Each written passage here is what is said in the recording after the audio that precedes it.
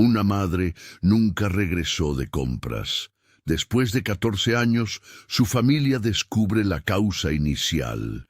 El suelo de madera de la sala de estar de la familia Torres estaba cubierto de largas sombras, mientras el sol del atardecer se filtraba a través de las cortinas parcialmente cerradas. Daniel Torres, ahora de 50 años, cambió el peso de su silla de ruedas y modificó su postura, ganando un poco. La catástrofe había ocurrido 14 años antes. Tenía una fractura de cadera y se vio obligado a usar silla de ruedas tras un derrame cerebral violento que lo hizo resbalar por las escaleras. Las restricciones físicas eran un recordatorio constante de lo drásticamente que había cambiado su vida, incluso con el paso del tiempo. ¿Quieres una manta, papá? Antes de que pudiera responder, Eli llamó desde la cocina y ya había sacado una del armario del pasillo. Era la única de sus hijos que aún vivía en casa a los 19 años, y asumió la responsabilidad de cuidarlo a diario con una madurez que superaba su edad. Daniel respondió: «Estoy bien, cariño», con un tono de cansancio constante que le había marcado. ¿Cuándo dijo Esteban que llegaría? Marco, de 25 años y el segundo hijo mayor de Daniel, miró su teléfono. «Deberían llegar sobre las 6 en cualquier momento», dijo. Aunque Marco compartía los hombros anchos y la barbilla hendida de su padre, poseía un carácter más mesurado y pragmático. Tras la desaparición de su madre, se financió la universidad con becas y trabajos a tiempo parcial, y ahora trabajaba como contable en una empresa del centro. «¿Podrías bajar el volumen, Alejandro?». Mientras ponía la cena en el comedor, Lea la llamó. Ahora era una responsable joven de 23 años que regentaba una librería de barrio. Iba de la cocina al comedor con eficiencia, con su cabello oscuro hasta los hombros recogido en una práctica coleta. Con el mando a distancia en la mano, Alejandro, de 15 años, rechazó a regañadientes los resúmenes deportivos que había estado viendo tumbado en el sofá. Se defendió diciendo: «Solo busco una buena película para esta noche», mientras navegaba por plataformas de streaming. «¿Qué les parece la última película de ciencia ficción, la de los extraterrestres con aspecto humano?» Daniel sonrió levemente y añadió: «Nada de extraterrestres. A Eli no le gustan, ya lo sabes». Eli llegó con una pila de platos de la cocina. «Los extraterrestres me parecen bien. Solo me disgusta que salgan del pecho de la gente durante el postre».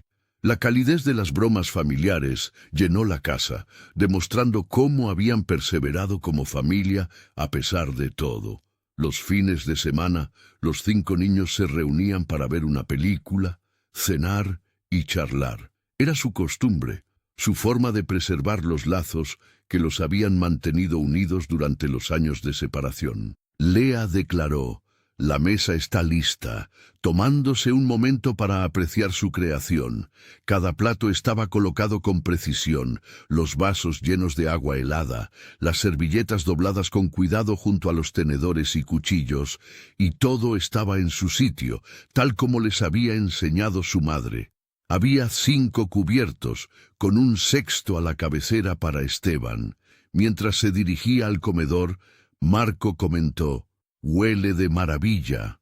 Eli, emocionada, dijo: «Lasaña». Y yo también horneé pan de ajo. Con su desgarbada figura adolescente acomodada en su silla habitual, Alejandro dejó de buscar una película y se unió a ellos en la mesa. «¿Empezamos? Tengo hambre». Daniel negó con la cabeza y se sentó en su silla de ruedas. «Siempre esperamos a que todos estén presentes antes de esperar a Esteban». Mientras observaba el plato humeante en el centro de la mesa, Alejandro se quejó de que la comida se estaba enfriando. «Lo llamaré», dijo Marco, tras haber marcado ya el teléfono de su hermano. Un segundo después, frunció el ceño. No hubo respuesta. Buzón de voz. A medida que pasaban los minutos, permanecieron sentados en silencio. El hielo de sus vasos de agua empezó a derretirse y la lasaña dejó de humear. Daniel tenía la frente arrugada por la tensión mientras miraba su reloj constantemente. Lea iba a proponer que empezaran sin Esteban, cuando oyeron un coche entrar en la entrada y luego un portazo. El rostro de Esteban, de 30 años, se sonrojó de preocupación y emoción cuando la puerta principal se abrió de golpe y entró apresuradamente. Su aspecto, normalmente pulcro, era desaliñado, con el pelo oscuro cayendo en cascada sobre su frente, la corbata desabrochada y el primer botón desabrochado. Miró a su alrededor, observando a su familia que lo esperaba en la mesa. Respondió sin aliento: «Lo siento, llego tarde». Pero había una tensión y una urgencia en su voz que al instante puso a todos nerviosos. «No se preocupen, solo íbamos a...», dijo Daniel, pero Esteban lo interrumpió. Sacó su silla, pero se mantuvo erguido y exclamó: «Encontré algo». En cuanto a mamá, el ambiente de la habitación cambió bruscamente. La temperatura pareció bajar unos grados, los hombros se tensaron y los rostros se tensaron.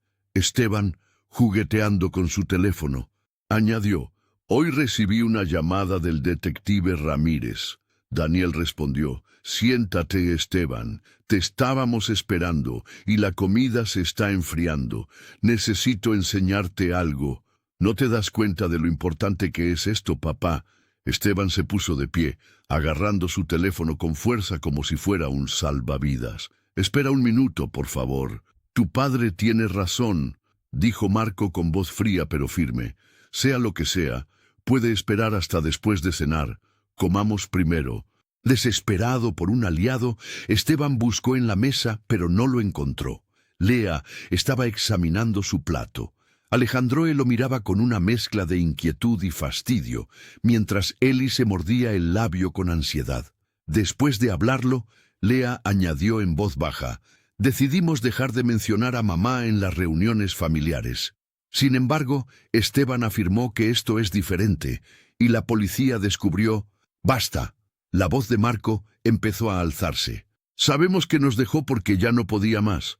Encontró a otra persona y se fue tras el accidente de su padre, las facturas médicas y tener que criar sola a sus 5 hijos». Esteban replicó: «No es cierto. Mamá nunca». «Pero lo hizo, ¿verdad?». Con un cambio de compostura, Lea se unió. «¿Cómo lo llamarías cuando papá está en silla de ruedas? Nos ahogamos en deudas por sus gastos médicos y de repente ella desaparece sin dejar rastro». Marco suavizó un poco la voz y dijo: «14 años, Esteban, 14 años sin decir una palabra. Nada, ni cartas, ni llamadas. ¿Qué más pruebas se necesitan?». Las voces se superpusieron mientras años de dolor y amargura salían a la superficie, y el apasionado intercambio se intensificó. Eli miraba con impotencia a sus hermanos, que se peleaban mientras Aldi se retorcía en su silla. «¡Basta!». Cuando la voz de Daniel resonó por toda la habitación, se encorvó al instante en su silla de ruedas debido a una tos sibilante.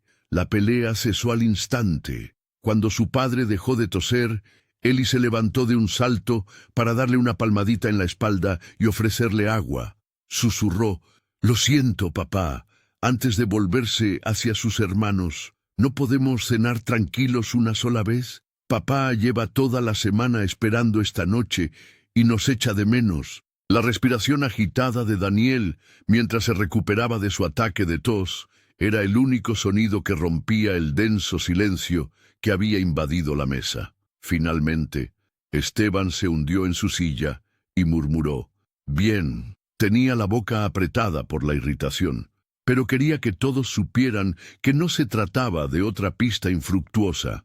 La policía había localizado el coche de mamá, que estaba sumergido en un río. Esta revelación hizo que todos prestaran atención, aunque estaban decididos a ignorarlo. Que apenas se oía la voz de Daniel. Al percibir su oportunidad, Esteban añadió: «El detective Ramírez me llamó esta tarde. Llegué tarde porque estaba hablando por teléfono con él para recopilar información después de que encontraran su coche en un río». Daniel miró a Eli. «Por favor, quita mi teléfono de la mesita de noche». Lo recuperó rápidamente, viendo cómo su padre palidecía mientras sacudía los dedos y revisaba sus notificaciones. Miró a Esteban y confirmó que el detective Ramírez tenía 4 llamadas perdidas. ¿Han encontrado su cuerpo? Esteban negó con la cabeza. No estoy seguro. El detective mencionó que aún están analizando la situación y que sería beneficioso que visitáramos esa zona. Al comprender la gravedad de la situación, la familia se miró. Olvidani el 12 de la comida. Eli rompió el silencio de sorpresa, sugiriendo que comiéramos algo primero. Miró preocupada a su padre, dejando que su lado pragmático se apoderara de él. Papá solo tardará unos minutos en tomar su medicación con la comida. Marco asintió con la cabeza. Tiene razón. Comamos rápido antes de irnos. Los tenedores rasparon los platos mientras comían a toda prisa, con la mente llena de preguntas que ninguno se atrevía a formular en voz alta. Incluso en un silencio sepulcral, la lasaña, antes apetitosa, ahora les resultaba insípida. Marco y Aldi empezaron a limpiar la mesa cuando ya habían comido lo suficiente como para irse, mientras Lea y Eli ayudaban a Daniel a prepararse para la visita sorpresa. Lea cogió su teléfono y su cartera, y Eli sus medicinas y una manta. «Papá, ¿seguro que quieres irte?» Mientras lo ayudaba a ajustarse el jersey, Eli murmuró algo preocupada. «Mientras los demás investigan, podemos quedarnos aquí». Daniel negó con la cabeza con fuerza. «Debo estar presente». La noche había oscurecido afuera, y el aire estaba frío, algo que no había ocurrido cuando se reunieron para cenar. La vieja camioneta familiar los esperaba en la entrada de su pequeña casa, adaptada para la silla de ruedas de Daniel. Situada a las afueras del pueblo, esta casa de una sola planta, estilo rancho, estaba rodeada de viejos robles que habían visto la felicidad y el dolor de la familia durante muchos años. Esteban y Marco plegaron la silla de ruedas y la colocaron en la parte trasera tras observar atentamente a su padre mientras salía y se sentaba en el asiento del copiloto. Esteban tomó el volante mientras Lea, Eli y Aldi subían a la fila central. Ajustó los espejos y respondió: «Yo conduzco. Soy plenamente consciente de nuestro destino». Esteban no pudo evitar fijarse en el exterior de la casa al salir marcha atrás de la entrada. La luz del porche está encendida y el jardín está bañado por una agradable luz que entra por las ventanas. En una tarde tranquila, parecía una casa familiar más. Nadie que pasara por allí habría imaginado el caos que reinaba en su interior, ni el vacío absoluto que había marcado sus vidas durante 14 años. El vehículo recorrió las calles más conocidas de su pequeño pueblo, pasando junto al supermercado, donde se decía que su madre había ido el día de su desaparición, y el instituto al que habían asistido los 5 niños. A pesar de la adrenalina que corría por sus venas, Esteban se aferró al volante e intentó mantener el límite de velocidad. ¿Qué te dijo específicamente el detective Vance? El silencio que se había apoderado del vehículo se rompió con la pregunta de Daniel. Esteban seguía concentrado en la carretera. No mucho. Simplemente que al investigar algo más, encontraron el coche de su madre en un río. Por teléfono, no dio ninguna información. ¿Por qué ahora?, susurró Lea desde el asiento trasero. Después de tanto tiempo, nadie supo qué responderle. Había un mensaje sonando en el teléfono de Esteban. Lo miró un momento y respondió: «Es el detective. Está enviando la dirección exacta. El lago San Cristóbal es el lugar». Marco señaló que estaría a casi media hora de aquí. ¿Por qué el vehículo de mamá viajaría tan lejos? El significado implícito flotaba en el aire. Uno podría ir al lago San Cristóbal si no quería ser descubierto por su aislamiento y lejanía. El resto del viaje transcurrió en un silencio incómodo, con cada miembro de la familia absorto en sus propios pensamientos. El camino se estrechaba y la iluminación se hacía más tenue a medida que salían del pueblo. Al entrar en un camino de acceso irregular que atravesaba frondosos árboles hacia el lago, Esteban encendió las luces largas. Tuvo que reducir la velocidad al avanzar por la ruta llena de baches, mientras la camioneta se sacudía y rebotaba sobre el terreno irregular. Los árboles se abrieron después de unos minutos, revelando la brillante superficie del lago San Cristóbal, cuyas aguas oscuras reflejaban las brillantes luces de los coches de policía apostados en la orilla. Esteban se giró hacia su padre y aparcó lo más cerca posible del lugar. ¿Estás preparado? Daniel asintió con una expresión de determinación. Eli le dio una palmadita en el hombro para consolarlo mientras Marco y Lea lo ayudaban a salir del coche y a subirse a su silla de ruedas. El olor a agua estancada, tierra y algo más, algo desagradable que denotaba cosas sumergidas hace tiempo y recién removidas, los asaltó en cuanto abrieron las puertas del coche. Mientras sus hermanos mayores empujaban la silla de ruedas de su padre hacia el perímetro policial, Aldi se quedó un poco atrás y arrugó la nariz. Las ruedas de la silla de ruedas se hundían ocasionalmente en lodo blando, lo que dificultaba empujarla por el terreno irregular. Marco y Lea tuvieron que cooperar para ayudar a Daniel. Eli permaneció junto a su padre, sosteniéndole el brazo, mientras se dirigían hacia los policías reunidos. Esteban caminaba delante de su familia, buscando un rostro conocido entre los policías. Vio al detective Ramírez de pie cerca de la orilla, enfrascado en una larga conversación con un policía uniformado, con el pelo entrecano y el rostro constantemente exhausto de alguien que había presenciado demasiado en su trabajo. El investigador era un hombre corpulento de unos 40 años. «¡Ramírez! ¡El detective!», gritó Esteban, bajando a pasos cortos. El detective se giró. Su rostro canoso brillaba al reconocerlo. «¡Lo lograste!».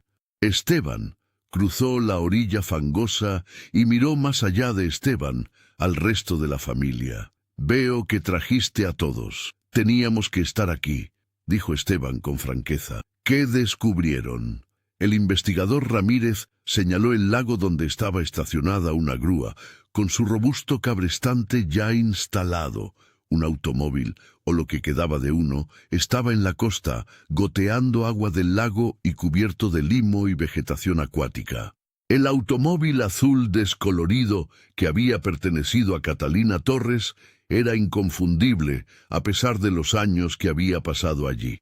Cuando la familia se reunió con ellos, el detective Ramírez declaró: «Lo encontramos esta tarde. Siendo sinceros, no lo estábamos buscando. Como parte de una investigación continua sobre narcotráfico, enviamos un helicóptero a examinar la zona. Desde arriba, el piloto vio algo reflejado en el lago. El rostro de Daniel era indescifrable mientras miraba dentro del coche mojado. ¿Han localizado?». No pudo completar la pregunta.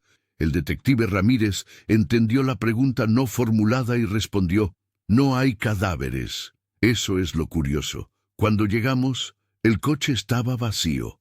«¿Está vacío?», repitió Marco, sorprendido. «¿Estás seguro?». El detective confirmó que estaba completamente vacío, pero descubrimos algunos objetos curiosos dentro.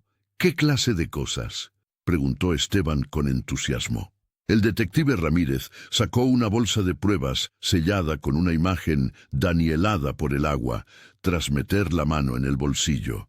Estaba guardada en una bolsa de plástico en la guantera, lo que contribuyó a su conservación.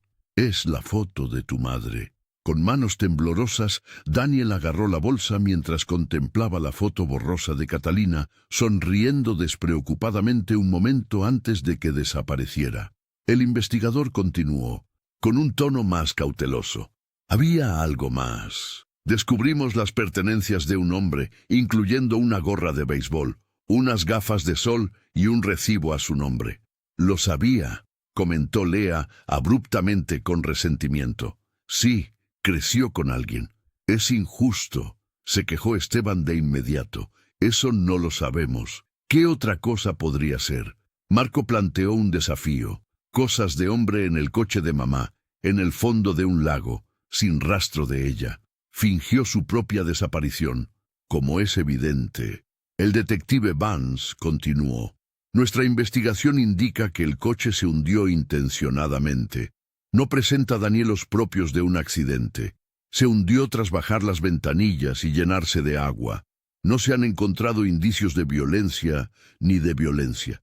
Lea se cruzó de brazos y dijo: «Sé que lo que hago es ilegal», dejando a sus hijos pequeños atrás. Pensaba que le había pasado algo porque no podía irse sin consecuencias. «Es ridículo», replicó Esteban. «Nuestra madre jamás nos abandonaría. Existe otra explicación obligada». Alejandro finalmente habló, tras permanecer en silencio hasta ese momento. Todos la necesitábamos. Así que ¿por qué nos abandonaría cuando papá más la necesitaba? «A veces la gente se quiebra», murmuró Marco en voz baja. «Con 5 hijos que criar, los gastos médicos de papá y sin ayuda, la tensión se vuelve insoportable». Encontró una salida y la usó. Desesperado, Esteban recurrió al detective Vance. «Eso no es algo que realmente creas, ¿verdad? Debe haber algo más en la historia después de todos estos años». El detective dejó escapar un profundo suspiro. «Esteban, llevo 27 años en esta posición. Ya lo he visto antes. La gente hace todo lo posible por ocultar su rastro y desaparece porque quiere. ¿Pero por qué ahora buscamos el coche?», preguntó Daniel, con los ojos llenos de emoción, pero la voz firme. «¿14 años después?». El detective Vance aclaró: «No lo buscábamos, como dije. En este lugar estábamos realizando vigilancia aérea para una operación de cocaína. El helicóptero vio el automóvil desde arriba. A veces, sobre todo cuando el sol brilla justo, se pueden ver cosas bajo el agua desde esa perspectiva. Solo una coincidencia». Sacó una segunda bolsa de pruebas que contenía un pequeño objeto danielado por el agua. Por eso, se reconoció que el coche pertenecía a su madre. Esta foto familiar y su licencia de conducir estaban en la consola central. Contemplando el retrato familiar, danielado por el agua pero reconocible, de él, Catalina y sus 5 hijos, tomado solo unos meses antes de su desaparición y de su lesión, Daniel aceptó la segunda bolsa de pruebas. «¿Qué sigue?», preguntó Marco, dejando ver su lado pragmático. El detective Vance le frotó el cuello. «Examinaremos el vehículo a fondo y buscaremos más pruebas. Pero seamos sinceros, este es un caso de hace 14 años. Si no encontramos pruebas que sugieran claramente una actividad ilegal, carecemos de los recursos para iniciar una investigación exhaustiva». «¿Eso es todo?», insiste Esteban. «¿Vas a simplemente asumir que huyó y lo ignorarás?». «Eso no es lo que dije», dijo el detective con calma. «Sin embargo, los datos parecen apuntar en una dirección específica. Pertenencias de hombres en el coche. Hundimiento intencional del vehículo. Sin cadáver, sin evidencia de forcejeo. Esto da credibilidad a la idea de que se fue por voluntad propia». Echó un vistazo a la familia y dijo: «Si quieren, puedo darles copias de todas las pruebas que hemos recopilado. Fotos, registros de inventario y nuestros resultados iniciales». «¿Qué sentido tiene?». Con voz ronca, Lía habló: «Nada cambiará». Daniel, que había permanecido en silencio, rompió su silencio. «Estoy agotada, Eli, y quiero irme a casa ya». Eli caminó detrás de su silla de ruedas y murmuró en voz baja: «Claro, papá». Daniel le dijo al detective Ramírez que hiciera lo que necesitara con el coche. «Este misterio nos ha atormentado durante 14 años. Dudo que podamos estar en paz si descubrimos la verdad hoy». Esteban se mantuvo firme mientras la familia comenzaba a mudarse. «Esas copias, por favor», dijo con firmeza. El detective Ramírez asintió y sacó un sobre de Manila de su coche, por si acaso aparecían. Los tenía listos. También se incluyen copias de algunos de los objetos que encontramos en la guantera en un sobre aparte. Al sacar el coche, mi equipo tomó fotos de todo. Después de entregarle el sobre a Esteban, éste le dio un cariñoso toque en el hombro. «A lo largo de los años, he trabajado en numerosos casos de personas desaparecidas. El primogénito suele ser quien más le cuesta dejar ir. Hijo, espero que esto te dé tranquilidad. Esteban miró el sobre que sostenía. Gracias. Sintió el peso emocional y físico de la evidencia sobre él mientras regresaba a donde su familia esperaba el coche. Esteban no podía creer que su madre los acabara de abandonar, aunque eso fuera lo que todos parecían pensar. Debía haber algo más en la historia, y el sobre que ahora sostenía cerca de su pecho podría contener las respuestas. Con su anterior entusiasmo ahora reducido a una quietud sombría, la familia se apiñó de nuevo en la camioneta. Esta vez, Marco le quitó las llaves a Esteban sin hacer ruido y se sentó al volante. Simplemente dijo, «Yo conduzco», y encendió el motor mientras los demás se acomodaban. Para examinar el contenido del sobre, Esteban se sentó en la última fila y se sentó. Encendió las luces de su teléfono y empezó a revisar los papeles, mientras el coche salía marcha atrás del lago San Cristóbal. En las primeras páginas se incluían informes policiales estándar, descripciones de operaciones de recuperación, listas de inventario de los bienes encontrados en el coche y fotos del vehículo tomadas desde diferentes perspectivas que demostraban su estado de deterioro tras 14 años bajo el agua. Esteban leyó atentamente cada página, buscando cualquier cosa que pudiera contradecir la historia de la deserción, pero encontró pocas pruebas que refutaran la devoción de su madre. En el viaje al lago, Marco condujo con más agresividad que Esteban, acelerando rápidamente en las rectas y tomando curvas rápidas. A Esteban le costaba concentrarse en el papeleo debido a los empujones. ¿Podrías bajar la velocidad, por favor? Marco lo ignoró o no lo oyó mientras gritaba al frente. Esteban guardó a regañadientes los papeles en el sobre tras unos minutos más, intentando leerlos entre los rebotes y balanceos. Había decidido esperar hasta llegar a casa, o al menos hasta estar solo en su apartamento, donde podría examinarlo todo a fondo sin la mirada crítica de sus hermanos. Salvo el zumbido del motor y los suspiros esporádicos de Daniel desde el asiento del copiloto, el viaje de vuelta a casa de su padre fue un silencio incómodo. Aldi fue el primero en aliviar la tensión cuando entraron en la entrada, con la luz del porche aún brillando cálidamente. ¿Sigue en cartelera la película que estamos viendo? Miró a sus familiares y preguntó con cautela. No es así como tenemos que terminar la noche, ¿verdad? Tras un breve silencio, Lea asintió lentamente en respuesta a la pregunta. Me parece una excelente idea. Sería una lástima desperdiciar la velada porque el postre aún está en la mesa. ¿Papá? Eli buscó la consuelo de su padre. Daniel esbozó una leve sonrisa. Sí, creo que la distracción nos beneficiaría a todos. Entraron y ayudaron a Daniel a volver a su silla de ruedas. Mientras Eli iba a la cocina a buscar el pastel de manzana que había horneado antes, Marco y Lea fueron directamente a la sala, donde encendieron la televisión y miraron las opciones disponibles. Tras vacilar erráticamente entre grupos, Aldi se unió a sus hermanos mayores en el televisor. Esteban se quedó cerca de la puerta, aún sujetando el sobre con fuerza. «¡Me voy!», declaró. Todos lo miraron. «¿Qué dices?», preguntó Daniel. «Me voy a casa», dijo Esteban. «Deseo revisar estos archivos a fondo. Podría haber algo importante».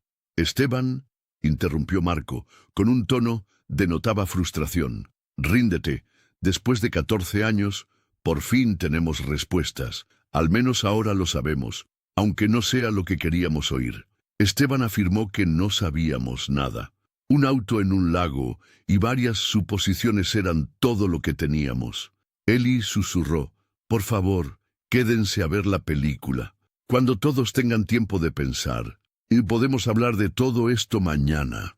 Esteban miró a su hermana menor, que tenía una expresión abierta y suplicante, antes de girarse para encarar a su padre, quien estaba encorvado en su silla de ruedas y parecía mayor y más agotado que hacía apenas unas horas. Consideró brevemente ceder y ver una película que se negaba a ver, actuando como si nada pasara mientras su cabeza estaba llena de preguntas. Finalmente, se disculpó. «Tengo que hacerlo». Sin esperar más protestas, se retiró por la puerta y se dirigió a su vehículo. Podía ver a su familia, a como Daniel Doss en sus puestos habituales y reuniéndose alrededor del televisor por la ventana delantera. Ellie estaba sentada en el reposabrazos junto a Daniel, que estaba en su silla de ruedas, mientras que los demás estaban esparcidos por el resto de los muebles. Durante un rato, Esteban permaneció sentado en su coche con las llaves puestas, pero el motor aún no arrancaba. «Mamá, ¿dónde estás?», preguntó suavemente al coche vacío. «¿Cómo te fue? ¿De verdad nos abandonaste?». Enfadado por las lágrimas que amenazaban con derramarse, se secó los ojos.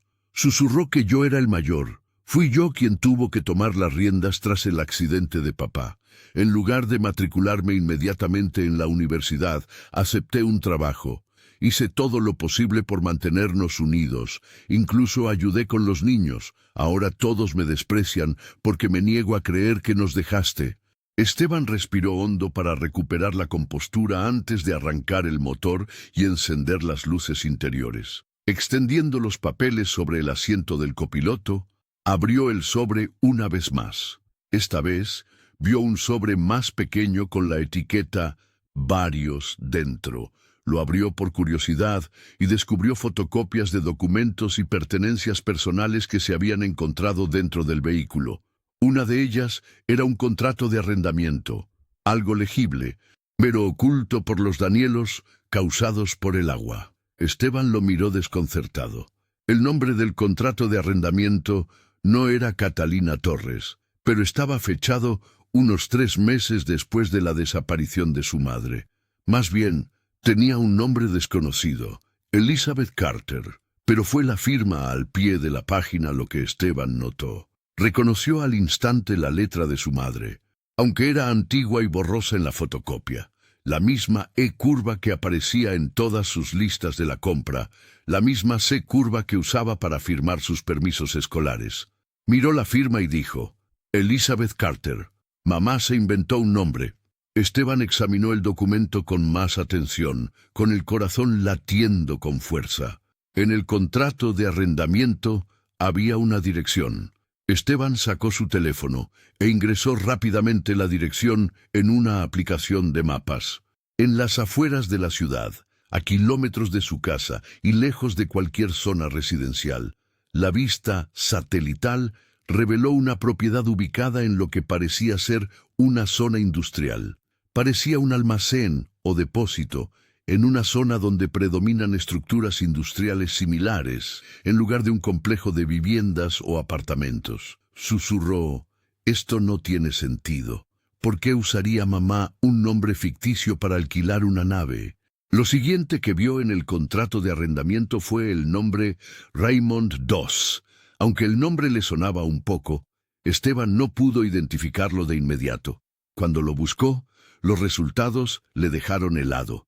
Había varias noticias de hace años. Raymond Doss, un empresario local, está siendo interrogado en una investigación por blanqueo de capitales. Doss fue exonerado de los cargos de fraude por falta de pruebas. Las propiedades de Raymond Doss están relacionadas con préstamos ilícitos. Tras leer algunos artículos, Esteban reconstruyó la imagen de un hombre que vivía al margen de la ley, se dedicaba a préstamos abusivos y participaba en otras actividades comerciales sospechosas que la policía nunca había podido investigar a fondo. Se giró hacia la casa y vio a su familia viendo la película juntos por la ventana.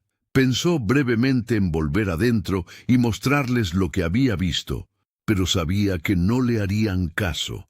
Ningún contrato de arrendamiento ni ningún casero sospechoso podría hacerles cambiar de opinión sobre lo que le pasó a su madre. Esteban puso el coche en reversa y salió de la entrada, decidido a hacerlo solo. Decidido a averiguar más sobre la relación de su madre con Raymond Doss y el motivo por el que alquilaba una nave industrial con un nombre falso.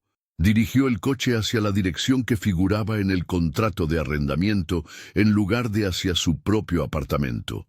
A medida que Esteban se acercaba a la zona industrial, el GPS lo guió por calles que finalmente dieron paso a carreteras en mal estado.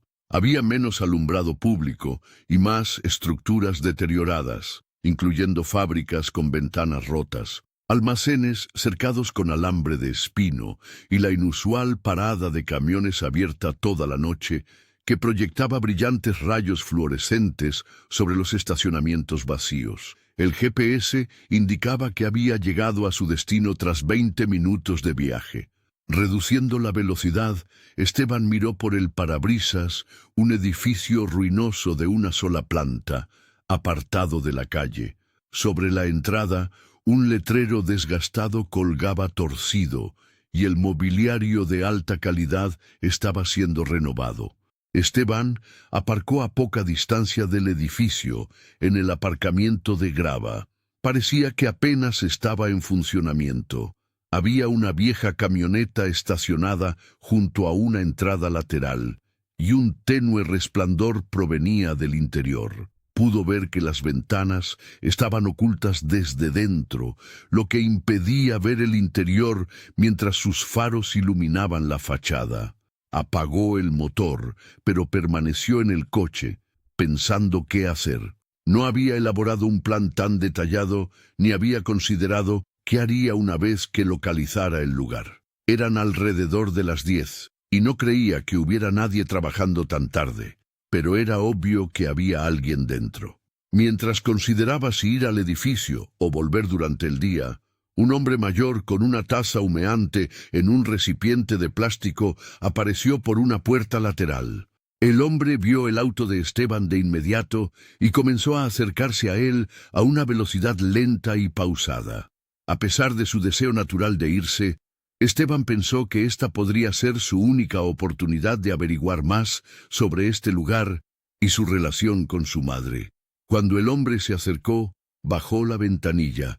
Aunque era mayor de lo que Esteban había supuesto inicialmente, posiblemente 60 y tantos, el guardia de seguridad, dado que ese parecía ser su trabajo, se movía con la fuerza y la seguridad de alguien considerablemente más joven. Llevaba una chaqueta ligera sobre una camisa de uniforme sin el emblema de la empresa, a pesar de la hora y el frío.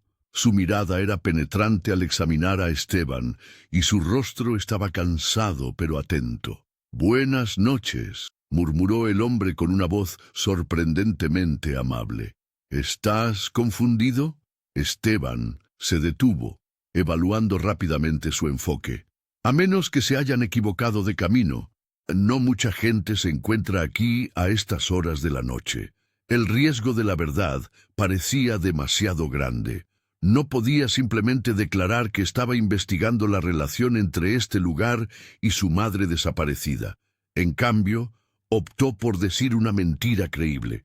«Creo que tenías razón. Puede que me haya saltado un giro», dijo Esteban intentando ser indiferente. «Sin embargo, me encontré con este lugar mientras conducía. Verán, he estado buscando por el barrio un almacén para mi pequeño negocio». El guardia tomó un sorbo de su café y miró a Esteban por encima del borde de la taza, pensando, «Sé que es tarde, pero pensé en echarle un vistazo.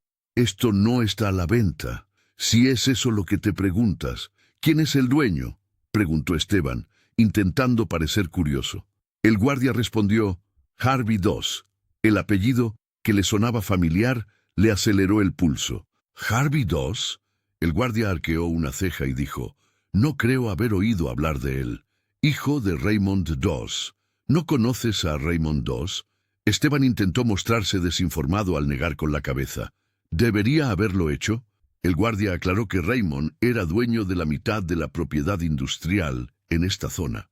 Murió hace un par de años. Harvey, su hijo, se hizo cargo de la empresa. «Entiendo», respondió Esteban, con la mente acelerada. «¿Hay alguna manera de contactar a Harvey?». El guardia se rió y dijo, «Harvey es reservado. Si no es para comprar la propiedad, quizás para hablar de alquilar una parte. No interactúa directamente con la gente, sobre todo con quienes llegan fuera del horario laboral sin avisar. ¿Con quién más podría hablar entonces? ¿Con un gerente o un representante? Quizás mañana». El guardia pareció considerarlo un momento. «Dime qué. Regrese mañana en horario de oficina». Solicito a Ronald. Aquí él se encarga de los asuntos de Harvey. Ronald, repitió Esteban, memorizando el nombre. Sin duda estará presente mañana. Puedo informarle esta noche que alguien está interesado, continuó Esteban, omitiendo a propósito su número. Le informo y tengo su número. El guardia dio otro sorbo a su café y asintió. Pasaré mañana. Ronald prefiere hacer negocios en persona. Para que lo sepas, no le gusta que la gente traiga socios o personas ajenas a estas primeras reuniones. Le gusta evaluar a la gente uno a uno primero. Entiendo, dijo Esteban. Iré solo. Iba a subir la ventanilla cuando tuvo una revelación. Solo habría comprobado que la familia Doss aún poseía el terreno si hubiera ido de inmediato, sin enterarse de nada específico. Le gritó al guardia, que ya había empezado a marcharse, arriesgándose. Además, dijo, dudo que haya oído hablar alguna vez de una mujer llamada Elizabeth Carter en esta zona. El impacto fue instantáneo y contundente. La contención del guardia se transformó por completo. Su rostro se endureció, convirtiéndose en una máscara inexpresiva, y sus hombros se pusieron rígidos. El amable guardia de seguridad desapareció, reemplazado por un individuo considerablemente más amenazador. «Debe irse», respondió bruscamente, perdiendo toda pretensión de civilidad. Ahora, Esteban presionó con más fuerza, consciente de que se había excedido, pero incapaz de ceder del todo. «Solo necesito saber si...» El guardia caminó con una rapidez inesperada, acortando la distancia hasta el coche a 2 pasos largos, y se inclinó, con la cara a centímetros de la de Esteban, apoyando sus manos en el borde de la ventanilla entreabierta. «¿Deseas fantasmas?», preguntó en voz baja y amenazante. A Esteban le dio un cosquilleo en la espalda al decir, «Estás en el lugar correcto, no quería que la encontraran». «¿Qué dices?», preguntó con dificultad. El guardia se irguió y apretó los nudillos contra el marco de la puerta. «Si también quieres hablar de eso, ven a ver a Ronald mañana, pero te lo aconsejo», dijo, golpeando de nuevo el marco del coche. ¿Quién no quería que lo encontraran? Después de un breve momento de vacilación, Esteban puso el auto en reversa y retrocedió lentamente, observando cómo el guardia permanecía en el mismo lugar, observándolo con ojos helados, hasta que dio la vuelta con el auto y se fue, con su mente acelerada, mientras regresaba a la ciudad. Por primera vez en 14 años, Esteban sintió que finalmente estaba tras la pista de algo real, algo que podría explicar lo que le había sucedido a su madre. El reloj del tablero marcaba las 23:35 mientras Esteban conducía de regreso al pueblo, con la mente llena de preguntas y teorías. El guardia obviamente había reconocido a Elizabeth Carter, el nombre ficticio de su madre, y su reacción confirmó que Elizabeth, o Catalina, tenía alguna conexión con ese lugar. Pero ¿a qué se refería con fantasmas? ¿Y por qué diría que no quería ser encontrada si no era para confirmar que su madre había desaparecido voluntariamente? Esteban sabía que debía contarle a su familia lo que había encontrado, pero dudaba que lo escucharan después de su reacción en la cena y en el lago. Las implicaciones parecían confirmar lo que pensaban sus hermanos, que su madre había decidido desaparecer, pero algo en la reacción del guardia, el cambio abrupto de amabilidad a amenaza, sugería que había algo más en la historia que una mujer que simplemente se iba de su vida. Se habían reconciliado, a su manera, con el abandono de su madre. Marco se había convertido en un niño responsable y pragmático. Lea se había decidido a no sufrir más decepciones. Eli había centrado sus energías en cuidar de su padre. Y Aldi, que solo tenía 1 año cuando Catalina desapareció, nunca la conoció realmente. Con la excepción de Esteban, quien nunca había asimilado la historia del abandono, ninguno quería reabrir viejas heridas. Pero había otra persona que podría estar interesada en lo que había descubierto. Esteban se detuvo a un lado de la carretera, encontró la tarjeta del detective Ramírez en su billetera y se detuvo antes de llamar, preguntándose ¿Cómo reaccionaría el detective si descubriera que Esteban había ido a investigar? Aquí Ramírez. El detective contestó al cuarto timbre, con la voz pesada por el sueño, pero finalmente determinó que la información era demasiado crucial para guardársela. Disculpe la llamada tardía, detective. Era Esteban Torres. El detective se movió como si estuviera sentado en la cama. En la carpeta de varios había un contrato o contrato de arrendamiento, y la dirección indicaba un almacén alquilado a nombre de Elizabeth Carter.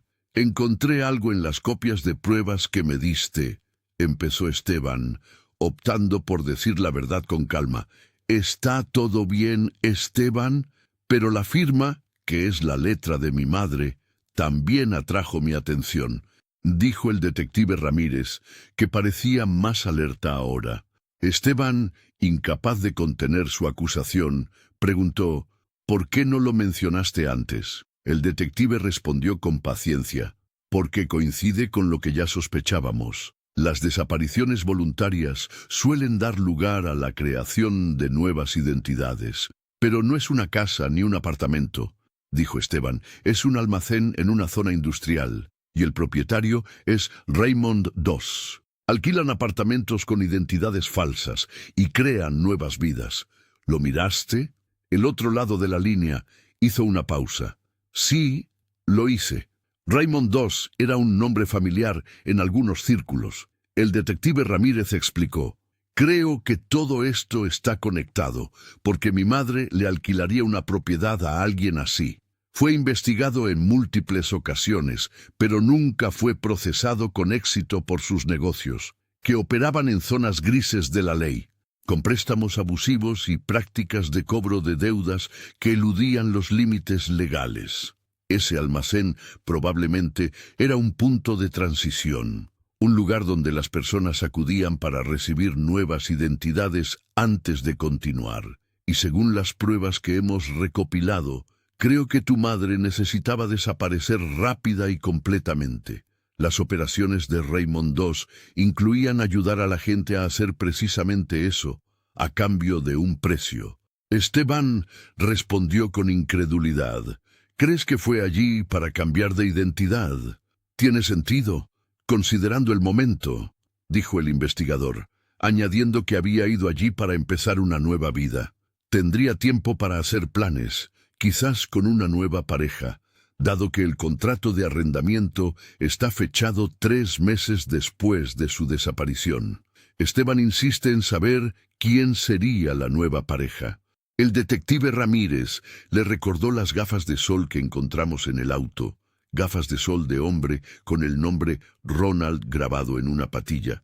Pero no hay pruebas de que ella estuviera viendo a alguien. Esteban casi dejó caer el teléfono. Ronald, repitió con el corazón latiéndole con fuerza. ¿Estás seguro de que se llamaba Ronald? Sí, dijo el detective. ¿Por qué? ¿Te dice algo ese nombre? Esteban pensaba a 1000 por hora. El guardia del almacén había mencionado a Ronald, afirmando que estaba a cargo de los asuntos de Harvey II, y le había pedido a Esteban que se reuniera con él mañana. ¿Podría ser este el mismo Ronald cuyas gafas de sol se encontraron en el coche de Catalina? Le preguntó el detective Ramírez a Esteban. Hice algo que probablemente no debí haber hecho. Descubrí el contrato de arrendamiento y fui al lugar indicado. ¿Sigues ahí?, dijo finalmente. Esteban, eso fue extremadamente imprudente. Si hay alguna conexión entre las operaciones de Raymond II y la desaparición de tu madre. Lo sé, interrumpió Esteban, pero sí aprendí algo. ¿Hiciste qué? La voz del detective se elevó bruscamente.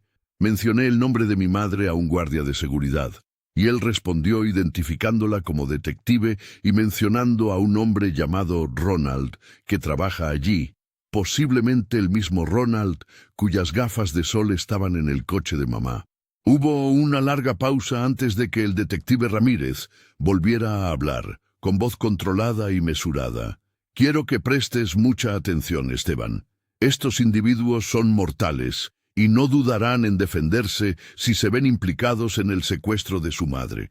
Pero, Sin peros, el detective se detuvo bruscamente.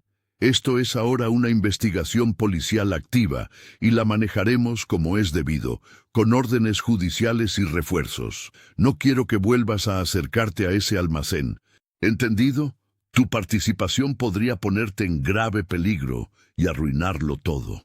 Esteban apretó el teléfono con más fuerza. ¿Qué hago? Solo sentarme y esperar. Agradezco que me hayas dado esta información, pero ahora necesito que te descuides y nos dejes hacer nuestro trabajo. El detective Ramírez confirmó que eso es exactamente lo que debes hacer. El guardia me indicó que volviera mañana para hablar con Ronald, añadió Esteban. El investigador afirmó con firmeza: bajo ninguna circunstancia debe volver allí.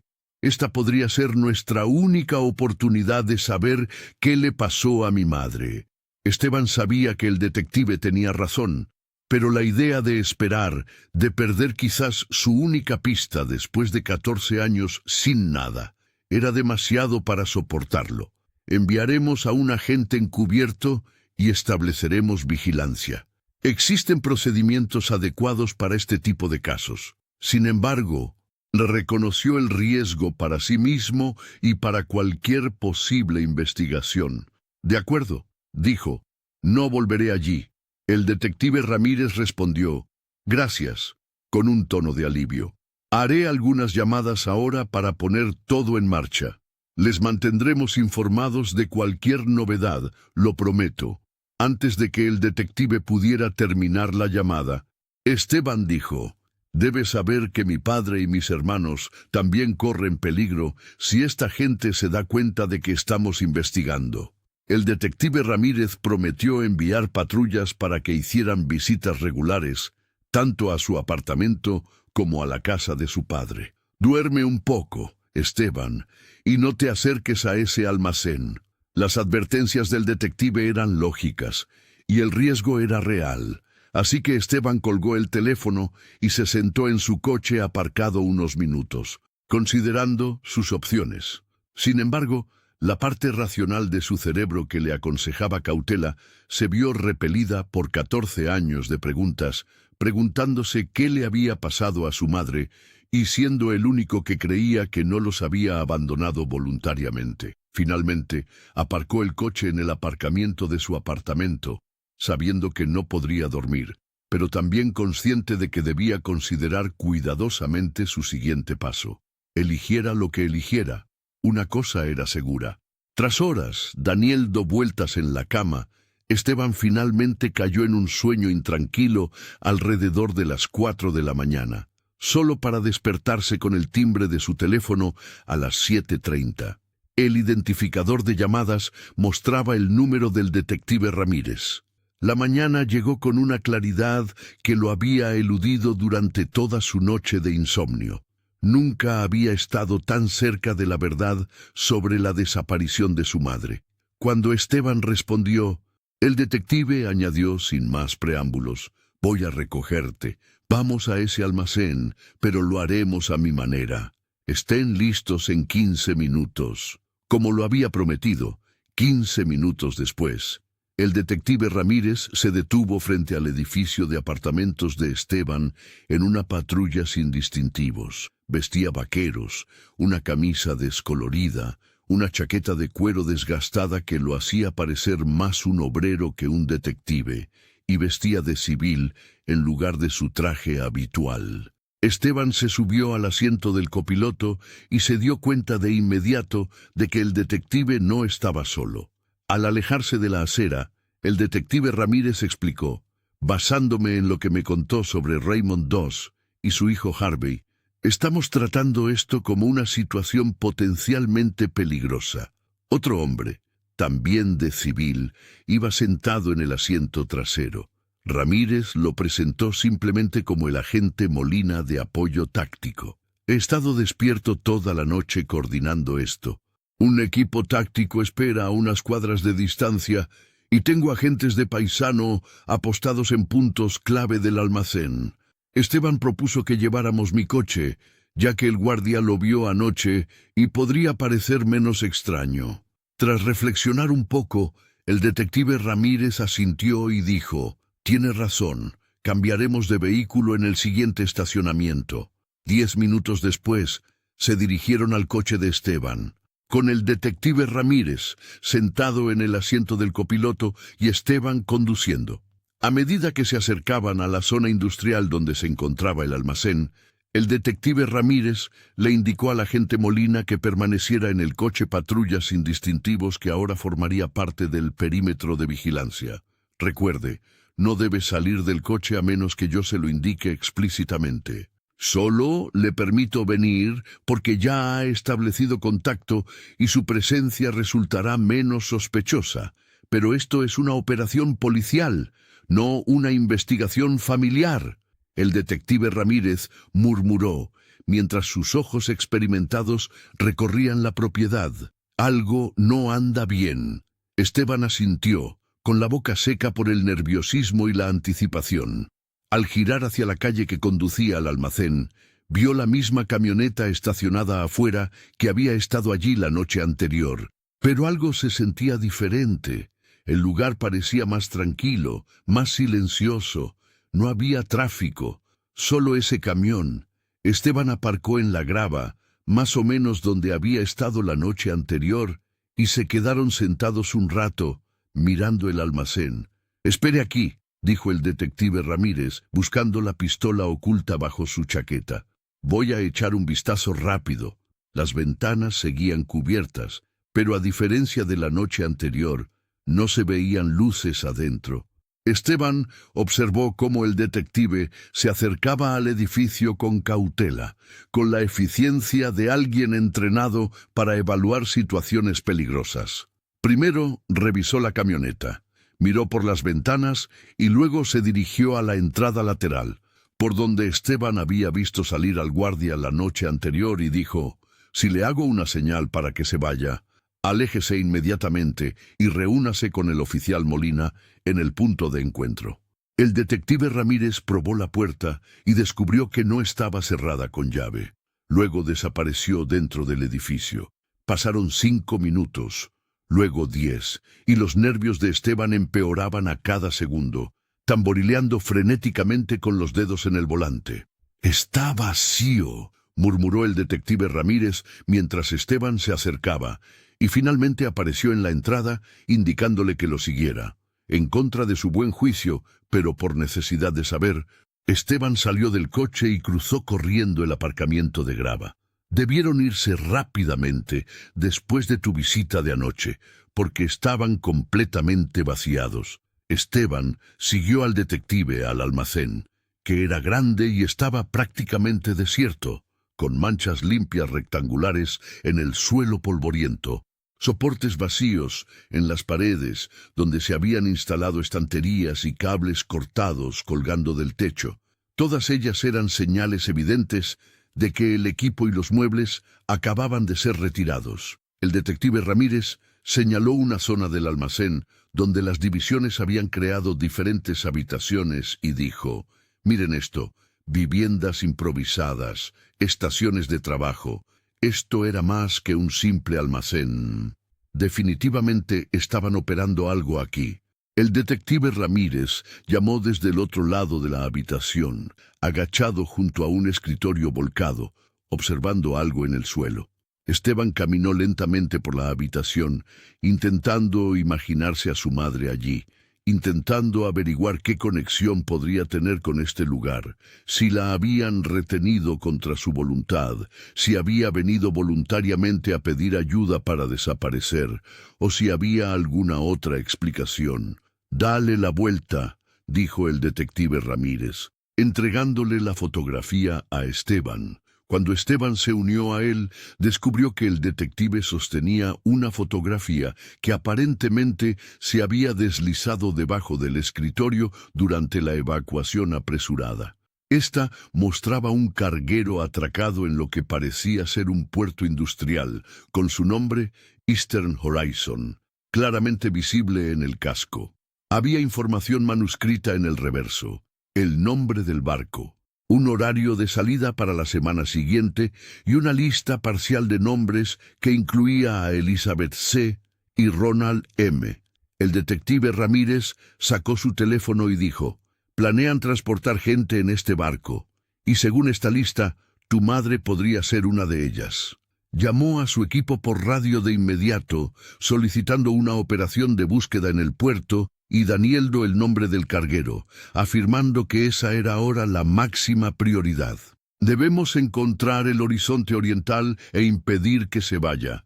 Avisen a la guardia costera y a la patrulla portuaria». Se volvió hacia Esteban y continuó: «Debemos movernos.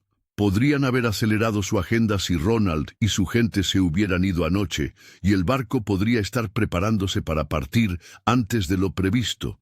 El detective Ramírez volvió a llamar mientras corrían de vuelta al coche, pidiendo a la policía que revisara a Daniel y al resto de la familia. «Necesitamos asegurarnos de que su familia esté protegida. Esta gente sabe que alguien está haciendo preguntas después de su visita de anoche». Esteban estaba engañando a su padre y sus hermanos. Confesó: «No pensé en eso. Estaba tan concentrado en encontrar a mamá». El detective Ramírez les dijo que los llamaran mientras subían al coche de Esteban. «Llame a cada persona por separado y explíqueles la situación.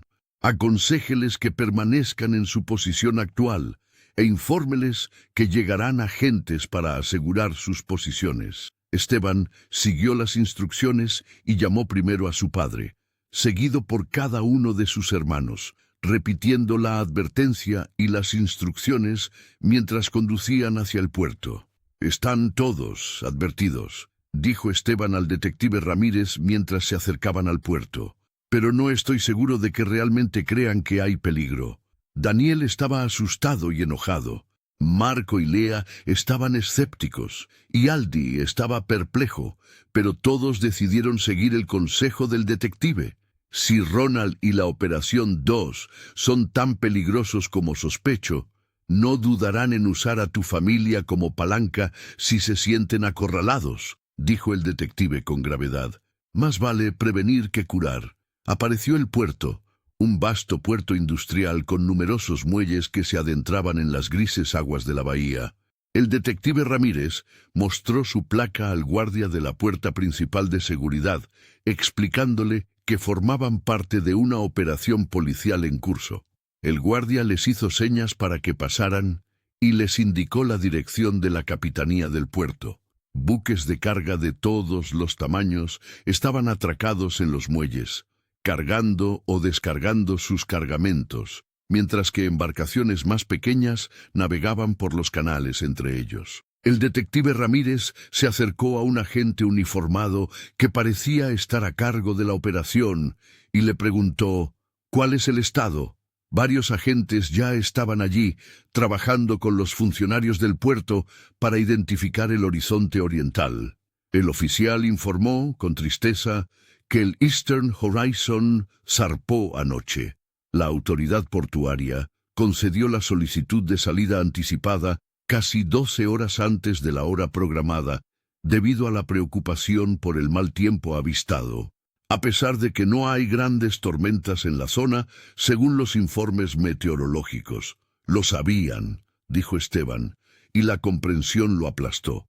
El detective Ramírez le puso una mano firme en el hombro a Esteban y le dijo: «No nos rendiremos. Sabían que los estábamos siguiendo desde el momento en que pregunté por mi madre anoche. Hemos avisado a la guardia costera y las lanchas patrulleras del puerto ya están persiguiéndolo. Ese barco no debe haber ido muy lejos en 12 horas. «¿Qué hay de aquí?», dijo Esteban, señalando los muelles. El oficial dijo: «Vamos un paso por delante de ustedes. Hemos detenido a varios trabajadores del muelle que participaron en la salida acelerada del horizonte oriental y ahora están siendo interrogados. ¿No podría estar aún por aquí alguien de la gente de Ronald?». «Bien hecho», asintió el detective Ramírez. «Vamos a la comisaría. Quiero ver esos interrogatorios».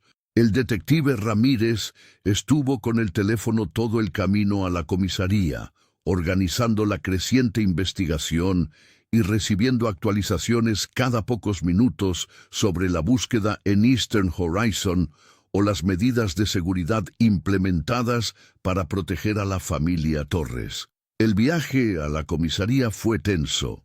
Después de uno de esos contactos, dijo, los aviones de la Guardia Costera localizaron el barco a unas 100 millas de la costa, moviéndose hacia el sur, y están enviando barcos para interceptarlo. Al llegar a la comisaría, la encontraron en un hervidero de actividad. Agentes moviéndose con determinación entre departamentos, teléfonos sonando sin parar, y una sensación de urgencia impregnando el edificio. Esteban apretó el volante con fuerza mientras su mente revoloteaba con posibilidades. ¿Podría su madre estar realmente en esa nave? Después de 14 años, ¿por fin estaría cerca de encontrarla? Al acercarse, Esteban preguntó, ¿qué hacen aquí? Creí que se quedaban en casa. Para su sorpresa, toda su familia estaba allí, sentada en la sala de espera. Daniel, en su silla de ruedas, con aspecto confundido y exhausto. Eli, de pie, protectora tras él. Marco y Lea, sentados uno al lado del otro, con rostros que mezclaban preocupación y escepticismo. Y Alejandro, inquieto en su silla. Marco se paró frente a su hermano y le explicó que la policía nos había traído por precaución, diciendo que sería más fácil protegernos a todos en un solo lugar. ¿Protegernos de qué, exactamente?, preguntó Lea, con los brazos cruzados a la defensiva. ¿Qué has hecho, Esteban? El detective Ramírez se adelantó antes de que Esteban pudiera responder. Puede que tu hermano haya descubierto la verdad sobre la desaparición de tu madre, y esa verdad podría ser peligrosa para todos, antes de informar rápidamente a la familia sobre lo que habían descubierto. Entonces, dice que mamá no nos dejó voluntariamente, dijo Eli con un hilo de voz esperanzado, que se la llevaron. Según las pruebas que hemos reunido, parece que su madre podría haberse involucrado en una organización criminal dirigida por Raymond II y su hijo Harvey, explicó el detective Ramírez, refiriéndose al almacén, la fotografía del carguero, los nombres de la lista y la posibilidad de que Catalina hubiera sido obligada a trabajar para Ronald y la Operación 2. Creemos que obligaron a mamá a trabajar para ellos, quizás por una deuda o por alguna otra presión. Eso no tiene sentido, dijo Marco, añadiendo que mamá no tenía deudas. Daniel, que había permanecido callado hasta entonces, se aclaró la garganta. Eso no es del todo cierto, murmuró con suavidad, añadiendo que papá había manejado todo el dinero en aquel entonces. Los gastos médicos tras mi accidente fueron abrumadores, dijo Daniel, con la voz tensa por el esfuerzo de confesar, mientras todas las miradas se volvían hacia él con sorpresa. Nuestro seguro no lo cubría todo. Estuve en el hospital, luego en rehabilitación, y Catalina estaba desesperada. Intentó conseguir préstamos bancarios, pero ya habíamos agotado nuestro crédito. Esteban, arrodillado junto a la silla de ruedas de su padre, dijo, «Papá, ¿dices que mamá podría haberle pedido dinero prestado a alguien como Raymond II?» Daniel asintió lentamente con lágrimas en los ojos. No sabía exactamente qué estaba haciendo para mantenernos a flote. No hice preguntas porque estaba demasiado preocupado por mi recuperación y la agonía como para prestarle atención una vez. Solo una vez, diciendo que había logrado pagar las cuentas. El detective Vance acercó una silla y se sentó frente a Daniel. «Señor Torres, esto es crucial. Debería haber hecho preguntas. Aproximadamente una semana antes de desaparecer, su esposa mencionó algo extraño. Todo lo que hizo, lo hizo por nosotros. Mencionó nombres. Raymond II, Ronald, alguien involucrado en los préstamos». Daniel negó con la cabeza. «Los hombres que arrestamos en el puerto están siendo interrogados ahora», declaró el detective Vance, dirigiéndose a toda la familia. «Pensé que solo estaba estresada, diciendo cosas dramáticas por la presión que teníamos. Nunca imaginé...» Se le quebró la voz, y Eli le puso una mano en el hombro para consolarlo. El detective Vance dudó, pero Esteban continuó con firmeza. «Quiero hablar con ellos. Esperamos que pueda Daniel proporcionarnos más información sobre el horizonte oriental y si su madre podría estar a bordo. Esteban suplicó, por favor, soy yo quien habló con el guardia del almacén. Puede que reconozca a alguien, o puede que me reconozcan a mí. Ese no es el procedimiento habitual, Esteban. El detective Vance pensó un momento y luego asintió. De acuerdo, pero solo como observador. Hablo. Esteban lo siguió por un pasillo hasta una sala donde podían observar los interrogatorios a través de un espejo unidireccional. 2 policías interrogaban a un hombre de mediana edad con ropa de estibador, encadenado a una mesa. «Ese no es el guardia que conocí», murmuró Esteban, examinando al hombre. El detective Vance tomó notas en un bloc, susurrando ocasionalmente observaciones sobre el lenguaje corporal o las respuestas del hombre, y tras ser evidente que no obtendrían nada útil de este sospechoso, sugirió que intentaran con el siguiente. Observaron durante varios minutos cómo el estibador se negaba obstinadamente a proporcionar información más allá de su nombre y su trabajo en el puerto.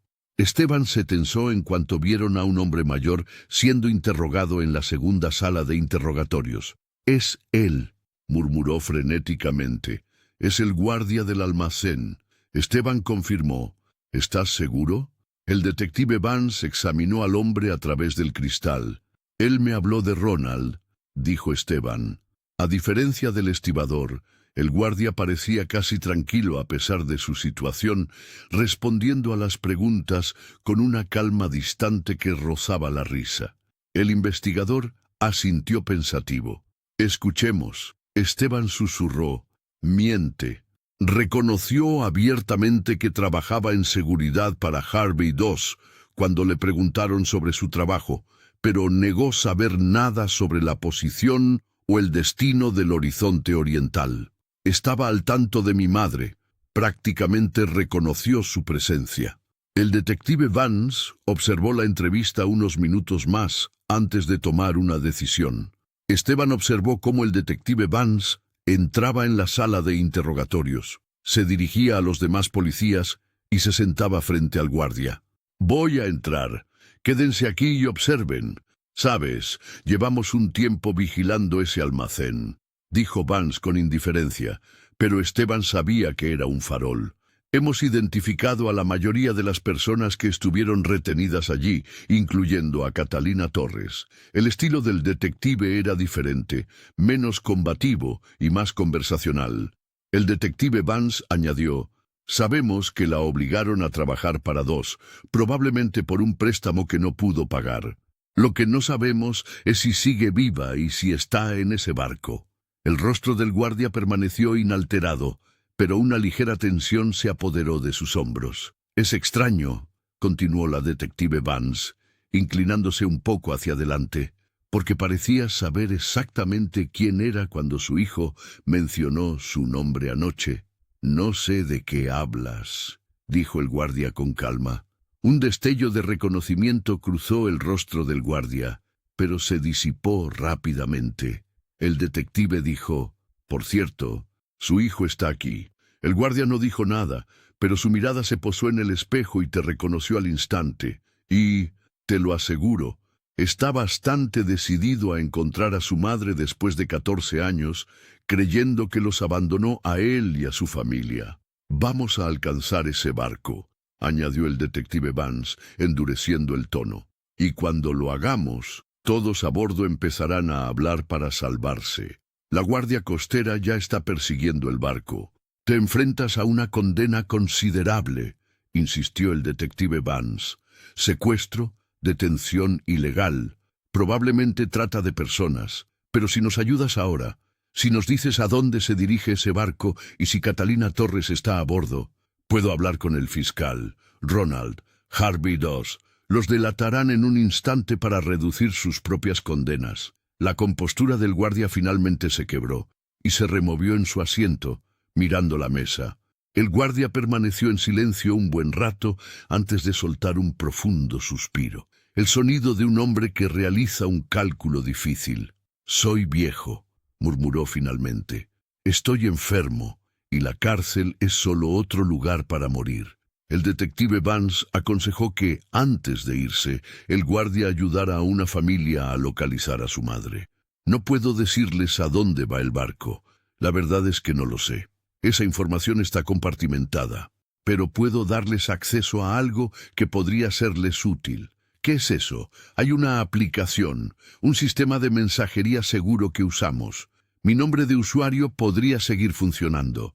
Tiene un rastreador GPS para el barco, imágenes de cámaras de seguridad a bordo, y así es como Ronald lo controla todo.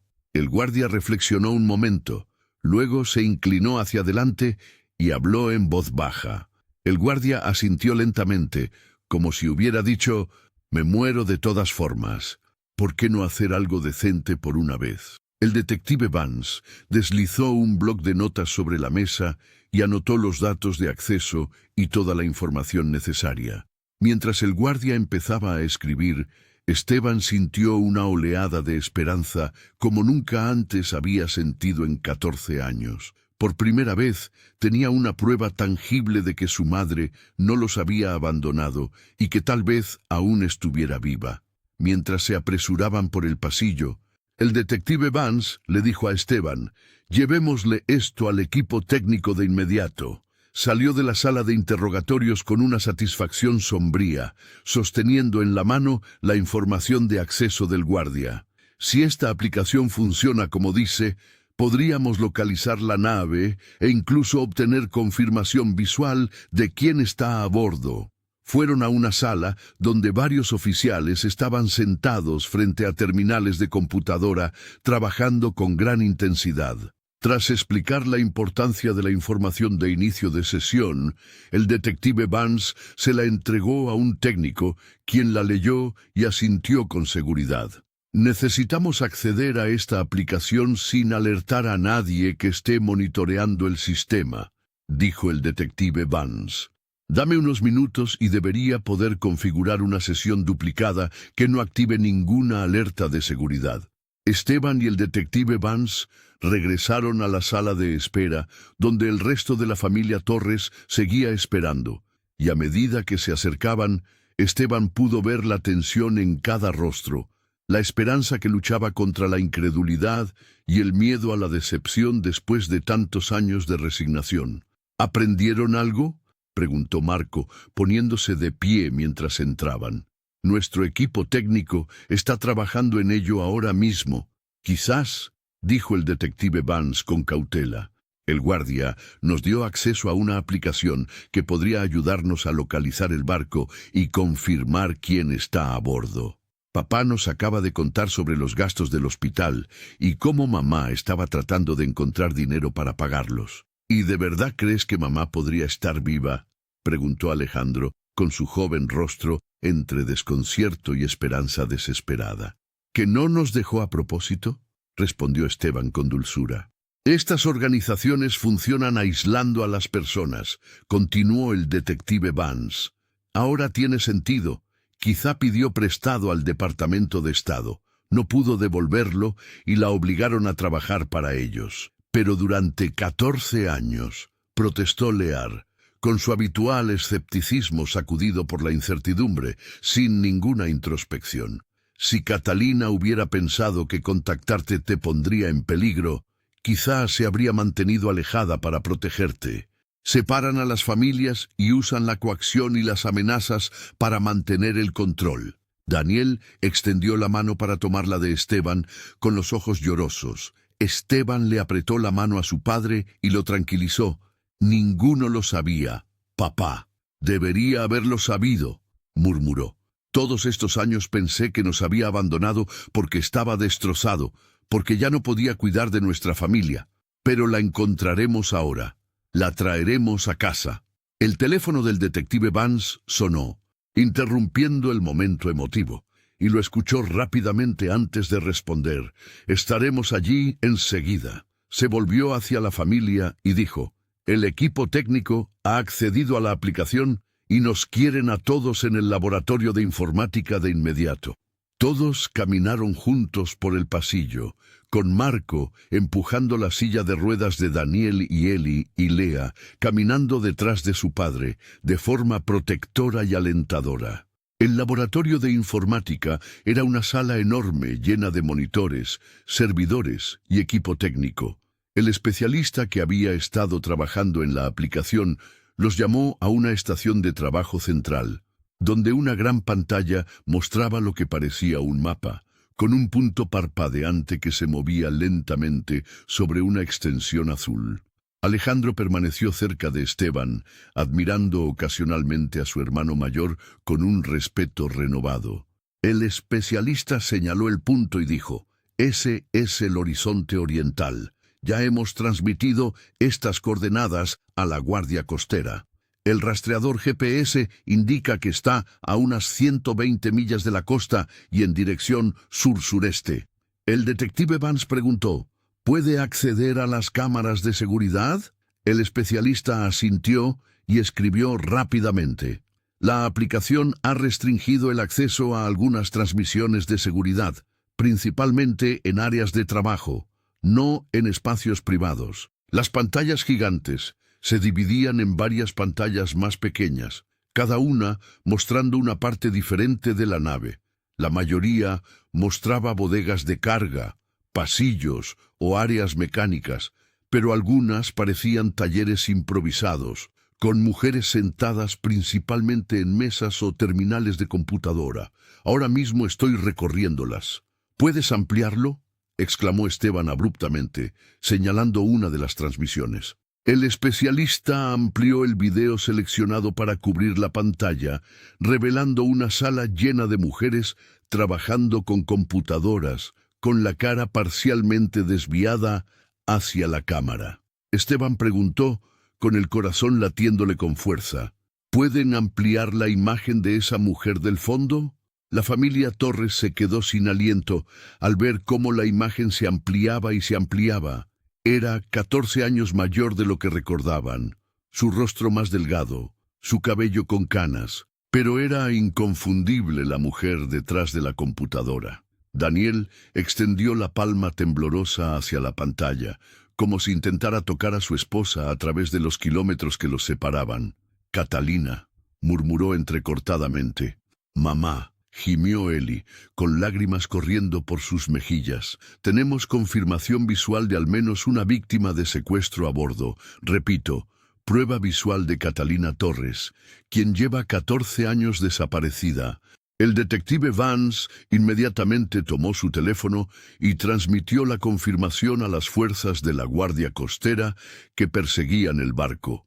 «Hay otras posibles víctimas a bordo, así que procede Daniel con extrema precaución». Se dirigió a la familia Torres y les dijo que la Guardia Costera debería detener el barco. «Tendremos que mantener silencio sobre esto para no avisar a ningún miembro del barco que pueda estar escuchando las conversaciones. Pero asegurarán el barco y evacuarán sanos y salvos a todos a bordo. Así que, ¿qué hacemos ahora?», preguntó Marco. El detective Vance simplemente respondió: «Esperamos y nos preparamos para el regreso de su madre». Daniel permaneció en silencio en su silla de ruedas, con lágrimas corriendo por sus mejillas mientras contemplaba la foto de su esposa. Su escepticismo inicial se disipó por completo ante la prueba irrefutable de que su madre estaba viva. Alejandro alternaba entre sentarse junto a su padre y unirse a Esteban, quien permanecía firme junto al monitor principal, negándose a apartar la mirada más de unos segundos. Eli y Lea se acurrucaban juntas, a veces susurrando, a veces simplemente tomándose de la mano en un silencioso apoyo. Marco paseaba por la sala buscando su pragmatismo en el movimiento. Cuando se separaron un poco, Esteban le comentó en voz baja al detective Vance: «Lo sabía. Todos estos años supe que nunca nos habría dejado voluntariamente. Nunca te diste por vencido con ella», señaló el detective. «Ella fue quien nunca nos abandonó», Esteban lo recordaba, «y sobrevivió a lo que le pasara, sin importar lo que le hicieran. Ese tipo de fe es poco común. Vivió 14 años, en el silencio de ese momento, rodeado de la prueba de la supervivencia de su madre. Esteban comprendió algo profundo sobre la naturaleza de los lazos familiares. La fe era más que creer sin pruebas, era aferrarse a la verdad cuando todo a su alrededor indicaba lo contrario. Al borde de la reunificación, Esteban comprendió que la valentía no consistía en afrontar peligros externos, sino en afrontar el miedo a la esperanza misma, la aterradora vulnerabilidad de creer que lo roto podía recomponerse. Su familia había estado rota durante 14 años por el abandono, y cada miembro había construido su propia armadura para protegerse del dolor. Enfrentarían juntos cualquier desafío que les aguardara en ese carguero, no como fragmentos de una familia rota, sino como lo que siempre habían sido bajo las cicatrices y el silencio. Una constelación de vidas unidas por un hilo inquebrantable de amor que ni el tiempo ni la distancia podrían romper. Su madre había sufrido el cautiverio para protegerlos, y ahora se enfrentarían a lo desconocido para traerla a casa.